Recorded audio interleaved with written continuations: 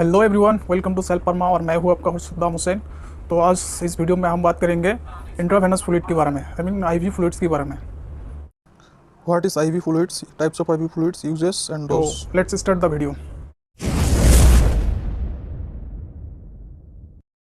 दोस्तों, first of all हम जानेंगे कि आईवी फ्लूइड क्या है। आईवी फ्लूइड मतलब इंट्रावेनस फ्लूइड। इंट्रा का मतलब अंदर, वेनस का मतलब वेन, मतलब डायरेक्ट जो वेन के अंदर जो फ्लूइड इंजेक्ट करता है उसी को इंट्रावेनस फ्लूइड कहता है। तो आप देखेंगे टाइप्स ऑफ फ्लूइड। तो टाइप्स ऑफ फ्लूइड में आता है एनएस यानी नॉर्मल सेलाइन, और उसके बाद आता है डीएनएस। डीएनएस का मतलब डेक्स्ट्रोस नॉर्मल सेलाइन, और उसके बाद आता है D5, D10, D25, और उसके बाद आता है ये तीनों को डेक्ट्रोस सोल्यूशन बोलता है, बट इसका फ़र्क यही है कि इसको क्वांटिटी में फ़र्क है। बाकी इसके बाद आता है आरएल। आरएल का मतलब है रिंगर लैक्टेट सॉल्यूशंस। तो इसको सोडियम लैक्टेट सॉल्यूशन के नाम के भी जाना जाता है, और इसको हार्टमैन की सॉल्यूशन नाम से भी जाना जाता है। तो और नेक्स्ट आता है मनीटल सॉल्यूशंस। तो अब हम इसके बारे में वन बाय वन डिस्कस करेंगे। तो पहले एनएस। एनएस का मतलब है नॉर्मल सेलाइन। नॉर्मल सेलाइन इसका कंपोजिशन क्या है? कंपोजिशन में आता है अगर 0.9% अगर सोडियम क्लोराइड 100 ml सॉल्यूशन में अगर मिक्स किया जाता है तो उसको नॉर्मल सेलाइन कहता है। तो अब बात करेंगे इसका यूजेस के बारे में। तो इसको मेनली डिहाइड्रेशन में यूज़ किया जाता है। अगर किसी का शरीर में अगर पानी का कमती हो गया तो इसमें इस सिचुएशन में यूज़ किया जाता है।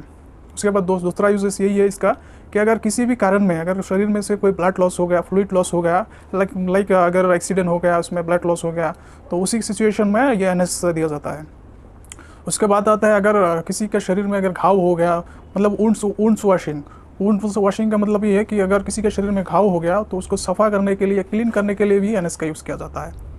तो उसके बाद कुछ इंजेक्शन ऐसा है कि बहुत कंसनट्रेटेड रहता है, उसको डायरेक्ट शरीर में इंजेक्ट नहीं कर सकते हम। तो उसको क्या करते हैं, पहले एनएस से मिक्स करके उसको डाइल्यूट कर लेते हैं। डाइल्यूट करने के बाद वो इंजेक्ट करना सही रहता है।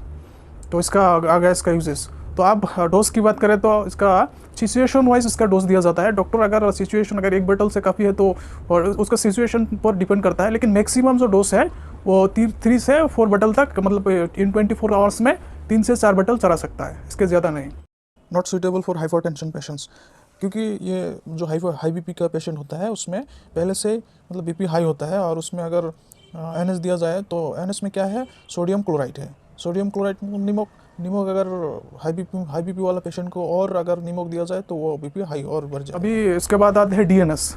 डीएनएस लगभग सेम ही है उसका यूजेस, लेकिन इसका जो कंपोजिशन है वो मतलब नॉर्मल सेलाइन में अगर 5 ग्राम अगर डेक्स्ट्रोस मिक्स किया जाता है तो वो डीएनएस बन जाता है, मतलब इसको डेक्स्ट्रोस नॉर्मल सेलाइन कहता है। तो अब इसका यूजेस लगभग सेम ही है, जैसे कि डिहाइड्रेशन में, लॉस ऑफ वाटर। उसके बाद आता है अगर ब्लड लॉस हो गया, फ्लूइड लॉस हो गया किसी का, उसी सिचुएशन में रिकवरी करने के लिए इसको डीएनएस भी चला सकता है। और इंसुलिन शॉक, अगर किसी डायबिटीज़ पेशेंट का अगर इंसुलिन बढ़ जाने से उसका जो ब्लड ग्लूकोज लेवल है वो लो हो सकता है, और उस कंडीशन में ये डीएनएस चला सकता है। हाइपोग्लाइसिया में भी ये डीएनएस यूज़ किया जाता है। तो इसका डोज लगभग सेम ही है, 3 से 4 बोतल। वो सिचुएशन पे डिपेंड करता है डॉक्टर कितना देने से सही है, वो डॉक्टर और सिचुएशन देख के वो दे देगा, लेकिन मैक्सिमम डोज 3 से 4 बोतल ही दे सकता है। तो आप बात करेंगे D5, D10 और D25। D5 एंड D25 ये तो दे सकता है, लेकिन D25 ये बहुत रेयर केस में यूज़ होता है। ये मतलब यूज़ से नहीं होता है ज़्यादा, बहुत रेयर। और D5 और D5 और D10 ये यूज़ होता है, जैसे कि डेक्स्ट्रोस सॉल्यूशन कहता है इसको फ़र्क सिर्फ इतना है इसका क्वांटिटी का। अगर 5 ग्राम डेक्स्ट्रोस 100 ml में अगर दिया मिक्स किया तो उसको D5 बोलते हैं, और अगर 10 ग्राम डेक्स्ट्रोस 100 ml का सोल्यूशन के साथ मिक्स किया तो उसको D10 बोलता है, और 25 ग्राम किया तो उसको D25 कहता है। तो अभी इसका यूजेस के बारे में बात करेंगे। तो इसका यूजेस जैसे कि वीकनेस में यूज़ किया जाता है, फ्लूइड रिकवरी के लिए भी ये यूज़ किया जाता है। और अभी बात करेंगे इसका डोजेस के बारे में। इसका डोज लगभग सेम ही है, 3 से 4 बोतल मैक्सिमम 24 आवर्स में दे सकते हैं, लेकिन इसका सिचुएशन बेसिस डिपेंड करता है, डॉक्टर कितना देना सही रहेगा वो डॉक्टर देख के बताएगा। लेकिन अभी इसका कुछ कंट्राइंडिकेशन भी है, जैसे कि ये अगर डायबिटिक पेशेंट है उसको नहीं चलाया जा सकता है, क्योंकि D5 और D10 इसमें क्या है, ग्लूकोज ज़्यादा है। तो ग्लूकोज मतलब शरीर में जो डायबिटिक पेशेंट रहता है उसको शरीर में ऑलरेडी ग्लूकोज लेवल हाई होता है, तो उसमें और अगर ग्लूकोज दे ऊपर से अगर बाहर से अगर और ग्लूकोज दे दिया तो वो डायबिटीज़ का जो पेशेंट है उसका ब्लड ग्लूकोज लेवल और बढ़ जाएगा, तो वो कॉम्प्लिकेशन हो सकता है। तो इसीलिए नहीं अवॉइड करना चाहिए डायबिटिक पेशेंट के लिए। और एक बात है ये इंसुलिन शॉक और हाइपोग्लाइसेमिया हाइपोग्लाइसेमिया ये डायबिटिक पेशेंट के अंदर ही होता है, तब ये सहा जा सकता है। लेकिन इंटरेस्ट की बात यही है कि जब अगर इंसुलिन डायबिटिक पेशेंट के अंदर अगर इंसुलिन अगर ज़्यादा हो गया और ब्लड ग्लूकोज लेवल कम हो गया, तब ये D5 और D10 चला सकता है, इस कंडीशन में दे सकता है। तो डोज की बात करें तो 3 से 4 बोतल हो गया। आप बात करेंगे RL की। RL यानी रिंगर लैक्टेट सॉल्यूशंस, और इसको सोडियम लैक्टेट सॉल्यूशन या फिर हर्ट्समैन सॉल्यूशन के नाम से भी जाना जाता है। तो अब देखते हैं इसका कंपोजिशन। तो it is a mixture of sodium chloride, sodium lactate, potassium chloride, calcium chloride, ये सब अगर पानी में मौजूद है तो उसको RL कहता है। तो आप देखते हैं उसका यूजेस में क्या है, डिहाइड्रेशन, लॉस ऑफ वाटर, अगर पानी की कमती हो गई तो उसको उसमें यूज़ करता है।